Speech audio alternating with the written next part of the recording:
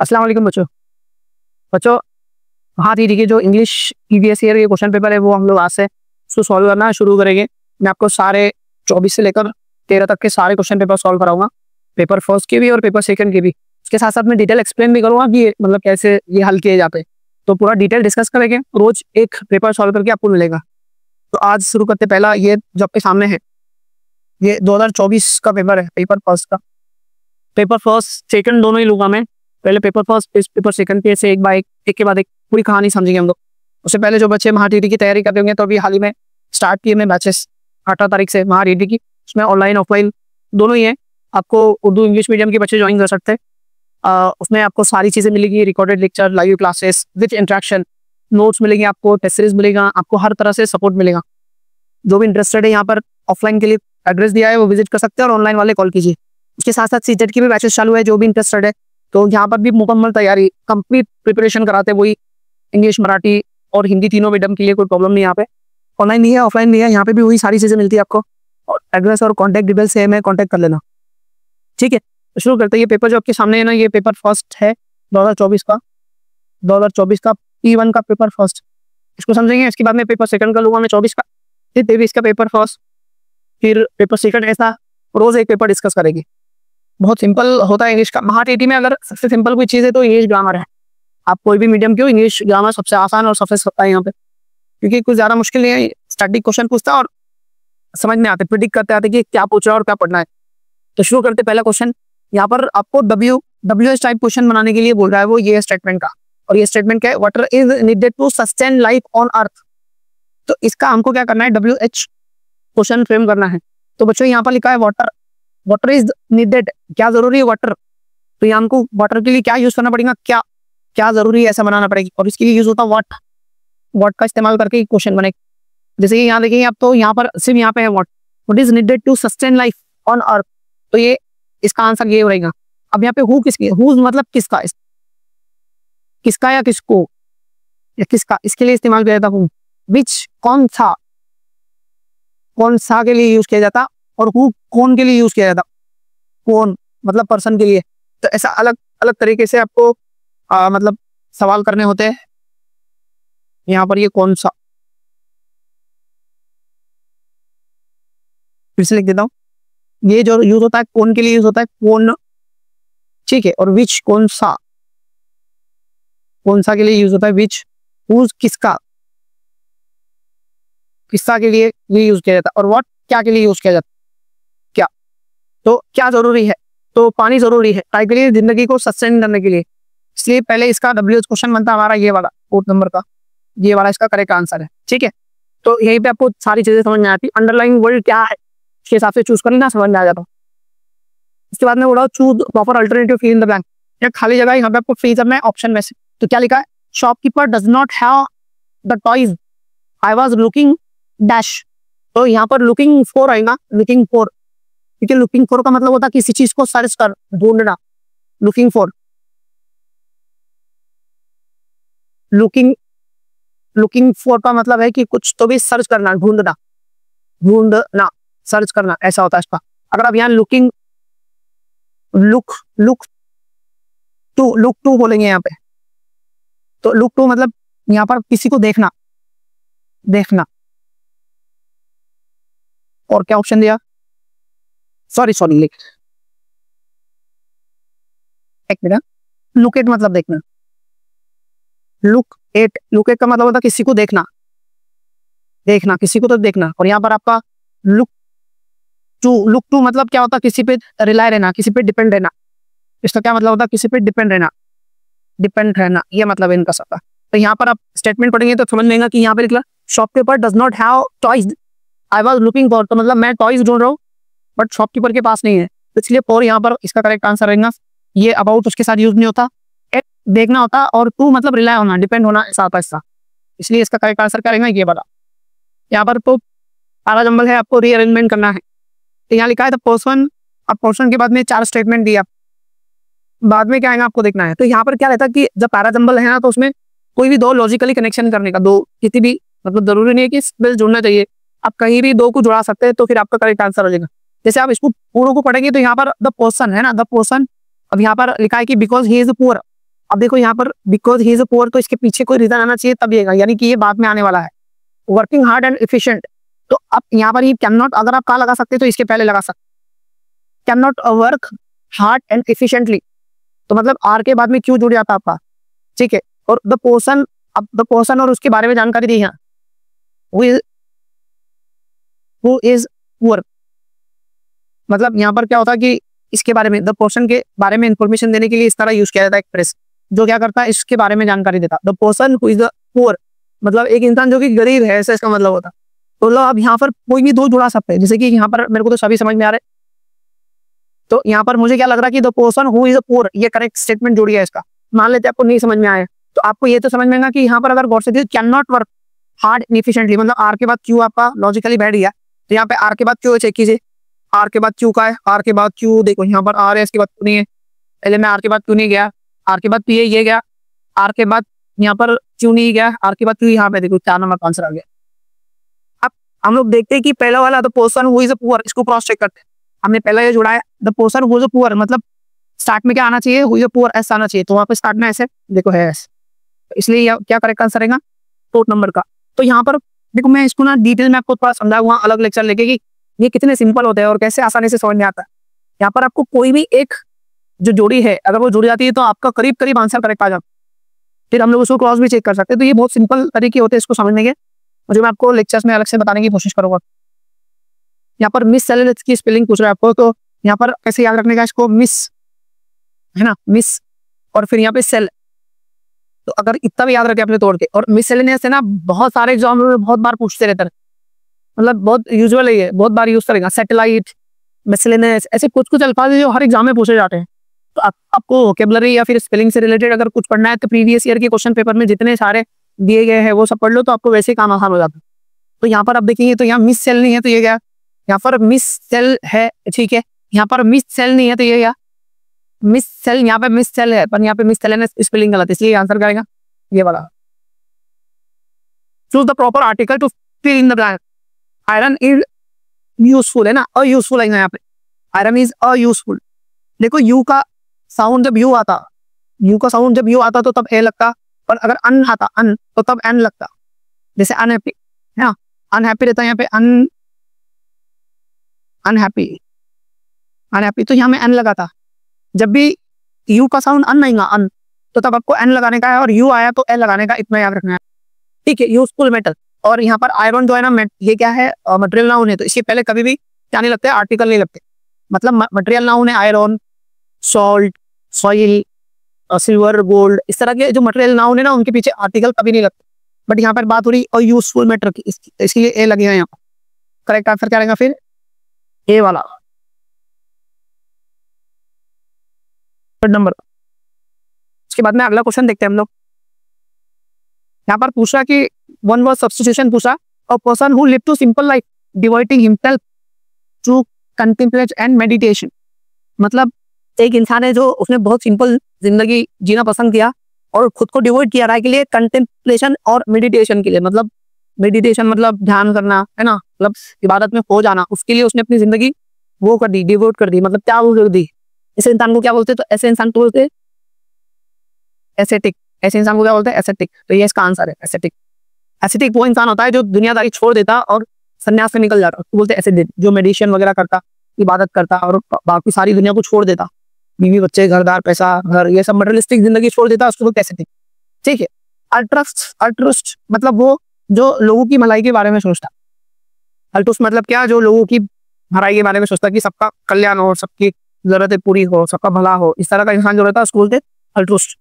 Aesthetic मतलब वो जो एस्थेटिक मतलब वो जो खूबसूरती है, जो आर्ट्स है, तो उसके अंदर का वो जो उसको अप्रिशिएट करे, उसको बढ़ावा दे, मतलब एस्थेटिक मतलब वो जो ब्यूटी है। अब ब्यूटी मतलब जो हमारे अर्थ पे, हमारी जमीन पे जो खूबसूरती है, या फिर कोई कोई आर्टिस्ट रहते हैं ना, आर्ट्स जो आर्ट्स है, जो भी ब्यूटी है, खूबसूरती है, तो उसको बढ़ावा दे, उसको अप्रिशिएट करे, ऐसे लोगों को बोलते हैं एस्थेट। आपने एस्थेटिक प्लेजर सुना होगा, एस्थेटिक प्लेजर मतलब वो जो सुकून देता अंदर से, किस चीजों को देखकर, खूबसूरती को देखकर, चाहे कुदरत की खूबसूरती हो या फिर चाहे आर्टिस्टिक खूबसूरती हो, एक आदमी ने बहुत खूबसूरत पेंटिंग की है तो उसको देख के अच्छा लगता है, तो उसको बोलते हैं एस्थेटिक प्लेजर। और जो एस्थेट वो रहते हैं जो इस तरह को बढ़ावा देते, अप्रिशिएट करते, ठीक है, उनको बोलते हैं एसेट। कंजर्वेटिव हो रहे थे, कंजर्वेटिव उनको बोलते हैं जो पुरानी चीजों को संभाले रखते हैं, मतलब पुराने जो ऑर्थोडॉक्स जो रूल है खास तौर पे मतलब मजहब को लेकर या धर्म को लेकर, जो पुराने लोग रहते हैं, जो पुराने रीति रिवाज है या पुराने जो तरीके हैं उसको चिपके हुए रहते हैं, उसको छोड़ते ही नहीं, उनको बोलते हैं कंजर्वेटिव। वो उन्हीं को संभाल के रखते हैं, वो कंजर्वेटिव बोलते हैं। और लिबरल वो रहते हैं कि इसमें हालात के हिसाब से थोड़े चेंज करते रहते हैं, तो थोड़ा बदलाव करेंगे और उसके हिसाब से करेंगे। और जो कंजर्वेटिव रहते हैं वो बहुत पुरानी सोच के, पुराने ख्यालात वाले और पुरानी चीजों को पकड़ रखने वाले लोग रहते हैं, उनको बोलते हैं कंजर्वेटिव। ठीक है, अगला सवाल पूछ रहा हूँ कि आपको 1 मिलियन मतलब कितने, तो 1 मिलियन मतलब आपको सबको मालूम है 10 लाख को बोलते हैं। ये बहुत आसान क्वेश्चन पूछा था। उसके बाद में अगला क्वेश्चन है यहाँ पर, identify which part of the sentence has an error. इसमें पूछ रहा हूँ कि एरर कहाँ है। तो पहला I was greatly astonished when I came, मतलब I came to know, I was greatly astonished that my friend is coming। मतलब यहाँ पर देखो, यहाँ पर पास्ट टेंस यूज किया, तो यहाँ पर भी पास्ट टेंस यूज किया, फिर यहाँ पे प्रेजेंट टेंस यूज कर लिया इसमें, तो यहाँ पर होना चाहिए था was coming। क्या होना चाहिए था? was coming, क्योंकि सारे सेंटेंस है ना पास्ट टेंस में बोले गए हैं, इसलिए यहाँ पर जो सेंटेंस आया ये वाला, तो ये भी पास्ट टेंस में आना चाहिए था, इसलिए ये गलत है। इसलिए बाकी सब सही है इसके अंदर में। किसी भी सेंटेंस में अगर कंजक्शन रहे और वो कंजक्शन से जुड़े हुए सेंटेंसेस में, तो ज्यादातर केसेस में वो दोनों सेंटेंस एक ही टेंस में होते हैं। इसमें कंडीशनल सेंटेंस जैसे इफ, अनलेस, इस तरह के सेंटेंस का एक्सेप्शन है। बाकी तौर पे जो सारे सेंटेंस है ना, वो दो सेंटेंसेस अगर कंजक्शन से जुड़े हैं तो वो एक ही टेंस में होते हैं। जैसे यहाँ पर हम देखेंगे कि कंजक्शन क्या है, यहाँ पर कंजक्शन क्या है कि यहाँ पर व्हेन कंजक्शन है, दैट कंजक्शन है, तो ये जो सेंटेंस है 2 या 3, ये दोनों से जुड़े हुए, इसलिए सारे एक ही टेंस में होना चाहिए थे, जो कि तीसरे नंबर का नहीं है उसमें, इसलिए वही गलत है इसमें। Choose passive voice. यहाँ पर आपको पैसिव वॉइस करना है अगले सेंटेंस का, तो पैसिव वॉइस में क्या करना है? Why do you waste style. तो ये वाला जो सेंटेंस है ना, ये सिंपल प्रेजेंट टेंस में है ना, सिंपल प्रेजेंट टेंस में है। अब सिंपल प्रेजेंट टेंस कैसे पहचानते, तो वो अपनी अपनी कहानी है कैसे पहचानते, बट मुझे मालूम होना चाहिए कि पैसिव वॉइस में कौन सा टेंस को क्या है, तो मुझे समझ में आता कि करना क्या है। तो सिंपल प्रेजेंट टेंस रहा तो मुझे क्या करना रहता? सिंपल टेंस में एम इज और आर करना है, और उसके बाद में V3 करना है, वर्ब का तीसरा पाँव, ये मुझे चेक करना है अगले सेंटेंस में। तो मैं चेक करूंगा अगले सेंटेंस में, इज है यहाँ पे, अपन बिंग आ गया इसलिए गया, V3 बराबर है, बट बिंग की वजह से गया। यहाँ पर हैज बिल्कुल नहीं आना चाहिए, एम इज आर आना चाहिए। यहाँ पर इज है पर यहाँ पे बिंग यूज करा इसलिए भी गया, तो मुझे इज और V3 चाहिए सिर्फ, आ गया, इसलिए आंसर आ गया। तो मैं ज्यादा सोचूंगा नहीं इसमें, जो मालूम है मेरे को करना क्या है, तो मैं कुछ सेकंड में इसका आंसर निकाल के निकल लूंगा वहां से। उसके बाद में यहाँ पर पूछ रहा हूँ कि एंटोनिम्स पूछ रहा, मतलब विरुद्धार्थी शब्द पूछा एक्वजिटिव का। एक्वजिटिव मतलब एक्वायर करने वाले को बोलते हैं एक्वजिटिव, जो ये लाओ लाओ लाओ लाओ, लालची, तो लालची लोग रहते हैं ना, उसको बोलते हैं एक्वजिटिव। और इसका अपोजिट क्या रहेगा? एस्टर रहेगा। एस्टर मतलब जो ज्यादा मटेरियलिस्टिक नहीं रहते, ज्यादा लालचवान नहीं रहते, बस सिंपल लाइफ जीते, अपनी बुनियादी जरूरतें पूरी हो रही है ना, ठीक है, सब चल रहा है हमारा, बाकी ऐसा नहीं कि कार होना, बड़े बड़े बंगले होना, ये सब होना, तो वो एक्वजिटिव को बोलते हैं, जो ज्यादा लालची रहता है वो।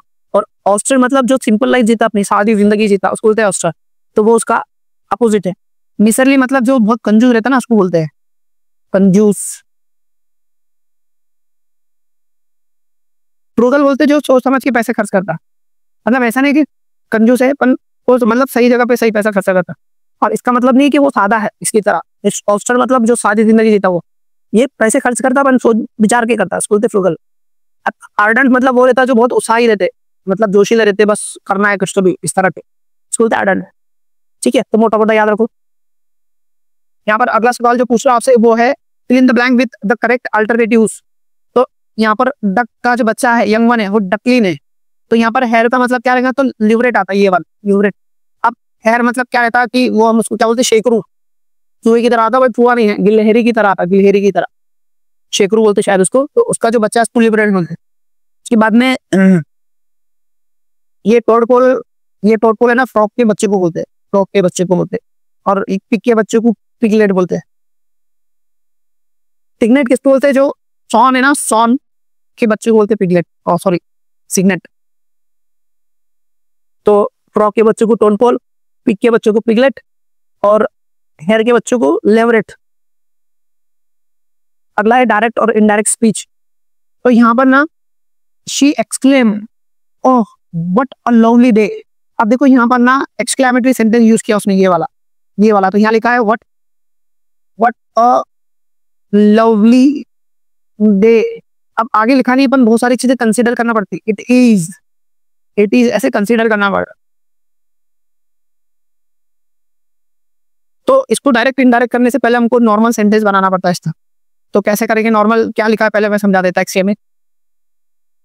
बट ऑफ लवली डे इतना लिखा है, हमको इसको कंसीडर क्या करना है? इट इज को कंसीडर करना है, वहां पे करना पड़ता है इसको। अब इसको नॉर्मल सेंटेंस बनाना पड़ता है। अब नॉर्मल सेंटेंस बनाने के लिए सब्जेक्ट के पास इसको कट करना पड़ता है, इसको सामने लाना पड़ता है। तो ये क्या होगा? इट, क्या होगा? इट इज, है ना। और ये इसका क्या हो जाता? It is. व्हाट का होता? और वेरी, और बाकी चीजें ऐसी कैसी लिख दो।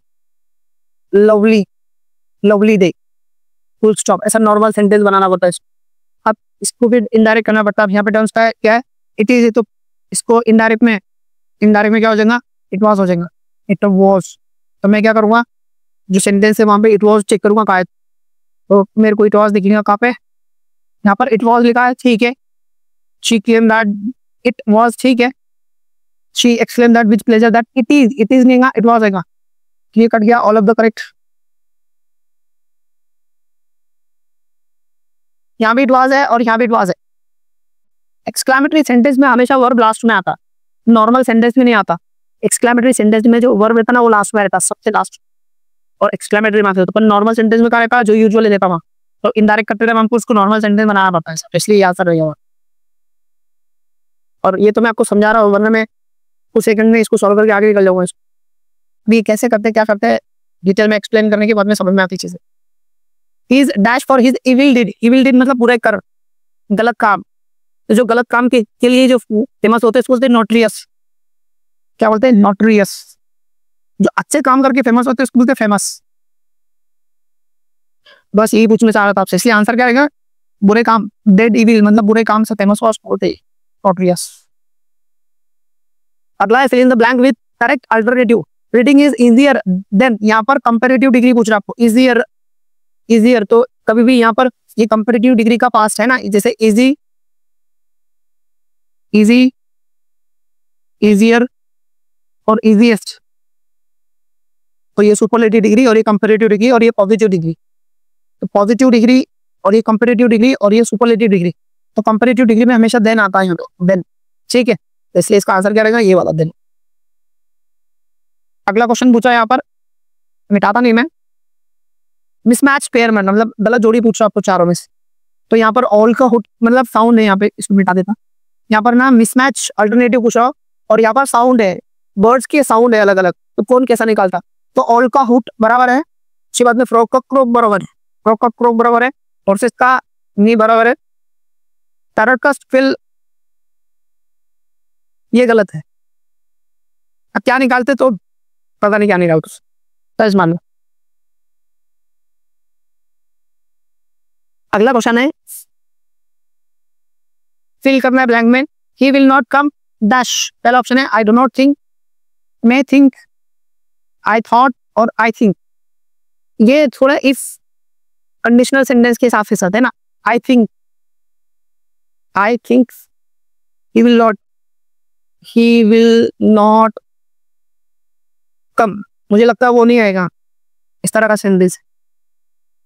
यहाँ पर क्या रहता कि यहाँ वी बन रहा तो उधर विल V1 आ जाता, V1 कंडीशनल सेंटेंस रहते हैं इफ के साथ में, जैसा इफ की तरह आते हैं, हालांकि कंडीशनल सेंटेंस नहीं पर उसी तरह काम करता है। जैसे मैं अगर इफ लूंगा ऐसा, इफ के साथ में मैं यहाँ पर V1 लूंगा तो दूसरे सेंटेंस में क्या रहेगा? फिर सब्जेक्ट के साथ में, सब्जेक्ट के बाद में यहाँ रहेगा, एक तो शल रहेगा या विल रहेगा या मे रहेगा या क्या रहेगा, इनमें से कोई एक रहेगा और V1 रहेगा। तो उस हिसाब से ये गेम था। यहाँ आई थिंक V1 आया तो फिर आई थिंक V1 है, तो यहाँ पर विल नॉट कम मतलब यहाँ पर विल के साथ कम आया, V1 आया, तो इसलिए ये इसका आंसर। अब क्या ये मैं बहुत शॉर्ट में समझा रहा हूँ, तो हो सकता है आपके सीट के ऊपर से रॉकेट उड़ने लगे होंगे, बट बहुत सिंपल होते हैं questions. Find the pressed which correctly substitute underline part of the sentence. यहाँ पर इसका मतलब क्या पूछ रहा हूँ आपसे? तो I saw him made a we face मतलब बुरा मुंह बनाने का, शो डिसअपॉइंटमेंट है ना, निराशा हुई तो हम कैसा मुंह बनाते हैं उसको बोलते हैं वी फेस। तो शो डिसअपॉइंटमेंट इसका आंसर है, मतलब गलत फेस बनाने का, यानी कि नाराज होने का एक तरह। Doctor dash special to taking certain medicine, doctor dash patient from taking certain, अच्छा फ्रॉम आया, अगर टू आता तो कुछ और आंसर रहता, टू रहता तो यहाँ पर रहता था प्रिस्क्राइब, प्रिस्क्राइब रहता था अगर टू, मेडिसिन के लिए प्रिस्क्राइब। फ्रॉम मतलब दूर जाने की बात हो रही, फ्रॉम दूर, प्रोहिबिटेड आएगा उसका आंसर। यहाँ पर बहुत सारे बच्चे गलती करेंगे, उनको लगेगा डॉक्टर क्या करता तो प्रिस्क्राइब करता, तो prescribe to medicine, prescribe to medicine, medicine के लिए प्रिस्क्राइब करता, मेडिसिन से प्रिस्क्राइब नहीं करता, मेडिसिन से दूर मतलब दूर जाने के लिए बोलता, तो फिर इसलिए प्रोहिबिटेड आएगा यहाँ पे, प्रोहिबिटेड आएगा, prohibited the patient from taking certain medicine, मतलब मना कर रहा हो, फ्रॉम से कुछ तरह की मेडिसिन से दूर रहने की बात कर, मेडिसिन को नहीं बोल रहा, मेडिसिन को प्रिस्क्राइब करता था, तो इसलिए यहाँ पे प्रिस्क्राइब आता था। अगर यहाँ पे टू होता तो, अगर टू रहता तो प्रिस्क्राइब आता। बहुत नैरो फर्क था, बच्चे बहुत गलती करेंगे यहाँ पे, बहुत सारों के मार्क्स कटेंगे यहाँ। चूज करेक्ट अल्टरनेट, देखो यहाँ पर मतलब वो गेम कर रहा, पर वो गेम बहुत बड़ा गेम नहीं कर रहा, वो यहाँ पे क्या किया उसने, आपको ये यहाँ टू फॉर्म में और टू में कंफ्यूज करने, आप लाइक कोई भी कंफ्यूज होगा, बट ऑप्शन जब पढ़ते ना हम लोग तो समझ में आ जाता कि अरे यार ये तो यहाँ पर मतलब प्रिस्क्राइब और प्रोहिबिटेड, तो थोड़ा समझ में आया था कि नहीं कुछ तो गड़बड़ है, बाद में एक बार चेक करने में समझ में आ जाता कि क्या पूछ रहा हूँ। इसलिए मतलब वो चेक कर रहा कि आपका, आप चार ऑप्शन को नोटिस करते हैं या नहीं करते, वो आपसे जानना चाहता हो। अगर आप नोटिस नहीं करेंगे, बस अंधाधुंध लगाएंगे, तो वो चाह रहा कि आपका विकेट गिरे। मतलब इतना भी अंधा प्ले नहीं करने का, थोड़ा स्मार्ट तो होना चाहिए, ऐसा आपका कहना है। Choose correct alternative, this tree is older than that, he is my elder brother. देखो यहाँ पर ना, एक तो घर में जो ब्लड रिलेशन में जो बड़ा रहता, ब्लड रिलेशन में जो बड़ा रहता है ना, जो बड़ा रहता, बड़ा, ये एल्डर यूज करते, एल्डर। और जूना और नया के सेंस में, मतलब जूना कोई भी चीज जूनी है, यहाँ पे ब्लड रिलेशन नहीं है, तो उसके लिए हम लोग ओल्ड लिखते, ओल्डर। तो ये ओल्डर देन दैट, तो यहाँ झाड़ के बारे में बात हो रही, दो पौधों के बारे में, दो झाड़ के बारे में बात हो रही, तो एक क्या है दूसरे से जूना है, ओल्ड बोलना पड़ेगा, यहाँ कोई ब्लड रिलेशनशिप की बात नहीं हो रही है, इसलिए ये स्टेटमेंट बराबर है। और यहाँ पर भाई की बात हो रही, मतलब ब्लड रिलेशन की बात हो रही, तो ये भी सही है, तो मतलब दोनों स्टेटमेंट क्या है, करेक्ट है, इसलिए आंसर क्या रहेगा, फोर्थ नंबर।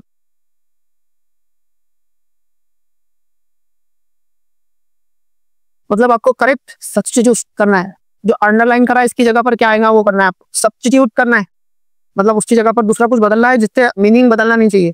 तो क्या लिख लिया, we should get out, sorry we should get to cinema early, not to miss a beginning of the film. Not to miss मतलब के लिए, मतलब मिस नहीं करने के लिए आपको जल्दी निकलना है। तो यहाँ पर अगर देखिए in order not to miss, ये सही रहेगा, के लिए, इन ऑर्डर टू का मतलब होता के लिए मतलब होता उसका, ठीक है, इसलिए यहाँ पे इसका आंसर करेंगे ये वाला। यहाँ पर पूछा this news is, sorry this is the dash news, तो लेटेस्ट न्यूज आती है यहाँ पे, लेटेस्ट न्यूज आती है, बट इसके पीछे का हिस्ट्री थोड़ा समझ लो। एक रहता लेट, है ना, लेट मतलब टाइम के सेंस में लेट, और दूसरा लेट मतलब लेट वाला, मतलब एक टाइम के सेंस में रहता है और एक पोजीशन के सेंस में रहता है, और दूसरा आता लेट, एक लेट। फिर later, later double T, later बाद का, और यहाँ था लेटर, फिर यहाँ था लेटेस्ट, लेटेस्ट, और यहाँ था लास्ट। तो ये वाला जो रहता ना पोजीशन के सेंस में आता है, ये वाला, ये जो रहता ना पोजीशन के सेंस में, पोजीशन। लेट मतलब दूर वाला, ऐसा समझ सकते हैं। लेटर मतलब बाद का, पहले वाले से बाद का। ये टाइम के, लेट मतलब क्लासरूम में लेट आया, और ये लेटर मतलब उससे देरी वाला, और जैसे लेटर कंपेरेटिव ना, लेटर दो में से एक लेटर आया बाद में आया तो कंपेयर करने के लिए, और लेटेस्ट मतलब एकदम लेटेस्ट है। तो ये टाइम के सेंस में गिनाया था, है ना। अब ये लास्ट मतलब एक रॉ लगी है, तो उसमें सबसे लास्ट में बैठा है वो वाला लास्ट, जैसे यहाँ पर ये पहले नंबर पे बैठा एक बच्चा, ये दूसरे पे बैठा है तीसरा, और ये आखिरी का बेटा यहाँ पर लास्ट में। तो मैं क्या बोलूंगा उसको पोजीशन के हिसाब से, इसको बोलूंगा लास्ट, ये वाला को क्या बोलूंगा लास्ट को, लेट मतलब लेट पोजीशन के सेंस में। अगर एक ही है और वो लेट है तो उसको लेट बोलेंगे हम लोग। अगर दो है तो एक क्या बोलेंगे, पहला जो है ना, पहला फॉर्मल और बाद का लेटर मतलब बाद का, इसको बाद का बोलेंगे, बाद का, दो केस में बाद का। और लास्ट मतलब आखिर का, सबसे लास्ट हो। और ये टाइम के सेंस में लेट मतलब जो लेट आ जाते क्लासरूम में, वो लेटर मतलब बाद में हुआ उसको लेटर बोलते हैं, और लेटेस्ट मतलब हाल ही में हुआ, एकदम लेटेस्ट। मतलब ये पोजीशन के सेंस में और ये टाइम के सेंस में दोनों का इस्तेमाल किया जाता है। तो यहाँ पर हमारे को उसने टाइम के सेंस में पूछा, तो न्यूज क्या है, टाइम के सेंस में बताते, तो इसलिए हिरन, हिरन डैश, तो यहाँ पर हिरन क्विकली आएगा, क्विकली, क्विकली क्यों आएगा, क्विक क्यों देगा, क्योंकि क्विक, ये जो क्विक है ना ये एडजेक्टिव है, और हमको एडवर्ब चाहिए, मतलब जल्दी भागा, और रन क्विकली तो हमको एडवर्ब चाहिए यहाँ पे, एडवर्ब, और क्विक क्या है, ये एडजेक्टिव है इसलिए नहीं आएगा, एज क्विकली इसलिए नहीं ना क्योंकि ये कंजक्शन हो जाता, आपको एक और सेंटेंस देखना पड़ता, एज क्विकली ही जम, एज क्विकली ही रन, तो मतलब 2 सेंटेंस जोड़ना पड़ते हैं, तो ये कंजक्शन की तरह इस्तेमाल होता, तो क्विकली भी कंजक्शन की तरह इस्तेमाल होता, सिर्फ यहाँ पे एक एडवर्ब की तरह इस्तेमाल हो रहा, इसलिए यहाँ पर करेक्ट आंसर करेंगे 4th नंबर का, ये वाला है। ठीक है, इसके बाद में अगला जो सेंटेंस है हमारा, एज ही फा एज द फेस्टिवल अप्रोचेस, अब ये यहाँ पर एज जैसे ही festival approaches the number of customers increases, तो यहाँ पर ना 2 चीजों को कंपेयर कर रहा हो कि जैसे ये हुआ कि वैसे वो होता, तो यहाँ पर एज द फेस्टिवल अप्रोचेस ऐसे the number of customers increases, तो ये इसका आएगा क्योंकि 2 चीजें कंपेरेटिवली बता रहा हूँ कि एक हुआ तो दूसरा हो रहा है इस तरह, वो सेंस में। अब यहाँ पर लग रहा होगा कि द नंबर ऑफ कस्टमर्स, तो ये जो नंबर रहता 2 नंबर, देखो जब भी 2 है ना, 2 नंबर, तो ये हमेशा क्या रहता, प्लूरल रहता, सॉरी सिंगुलर रहता, और अ नंबर हमेशा प्लूरल रहता, अ नंबर हमेशा क्या रहता, प्लूरल रहता, इसलिए यहाँ पर ये 2 नंबर है तो सिंगुलर, इसलिए इंक्रीजेस आया, 2 नंबर हमेशा सिंगुलर और अ नंबर प्लूरल, आपको लग रहा हो कि सर ओ आ गया तो ये सिंगुलर होना चाहिए, नहीं ऐसा नहीं है, ये ऐसे ही चलते, 2 लगा तो प्लूरल आता, और ये 2 लगा तो सिंगुलर आता, और अ लगा तो प्लूरल आता, इसलिए यहाँ पे 2 लगा तो इसलिए सिंगुलर आएगा यहाँ पे, इंक्रीजेस। ठीक है,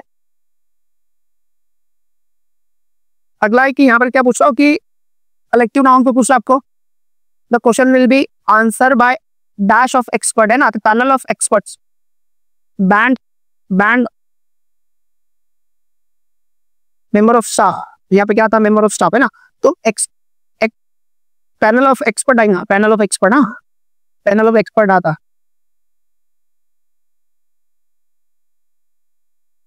और मेंबर ऑफ स्टाफ आता, मेंबर ऑफ स्टाफ, और बैंड का क्या आता, मेंबर ऑफ बैंड आएगा, बट यहाँ पे तो पैनल ऑफ एक्सपर्ट कम आता है। इसके बाद में आखिरी सवाल है बच्चों, यहाँ पे यहाँ पूछा होगी, क्या पूछा, हाँ फॉक्स का फीमेल वर्जन क्या है, फेमिनाइन क्या है, फॉक्स का तो विक्सन है, बहुत सारे बच्चे क्या फॉक्सन करके आते हैं, गलत हो जाता, तो विक्सन है, याद रखो विक्सन, ये वाला, ये करेक्ट आंसर है। ठीक है, थोड़ा सा मैं इसको फास्ट रिकॉर्ड कर रहा हूँ बिकॉज मुझे कहीं जरूरी जाना है, बट मैं नेक्स्ट पेपर में सुकून से रिकॉर्ड करूंगा, वो एक्सप्लेन कर रहा हूँ हर चीज कि आपको बहुत फायदा मिले। ठीक है, तो शेयर कीजिए, ये वीडियो को शेयर कीजिए सारे ग्रुप्स में, सारे दोस्तों तक जो हाँ दीदी की तैयारी कर रहे हैं। जल्दी मिलते हैं, तब तक बाय बाय, हाफिज।